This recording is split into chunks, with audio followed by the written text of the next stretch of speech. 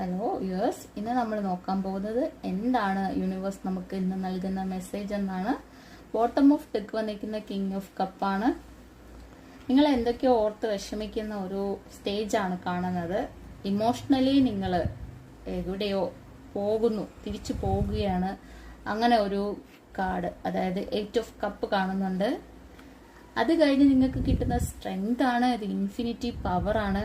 നിങ്ങൾക്ക് എന്തിനേയും തരണം ചെയ്യാനുള്ള കഴിവുണ്ട്. കിങ് ഓഫ് സോഡ്, നിങ്ങൾ ജീവിതത്തിൽ വിജയിച്ചു എന്ന് കാണുന്ന ഇതാണ് കാണുന്നത്. നിങ്ങളെ സ്നേഹിക്കാൻ, നിങ്ങൾക്ക് പ്രൊട്ടക്ഷനുമായി നിങ്ങളുടെ ഫ്രണ്ട്സോ റിലേറ്റീവ്സോ വരുന്നുണ്ട്.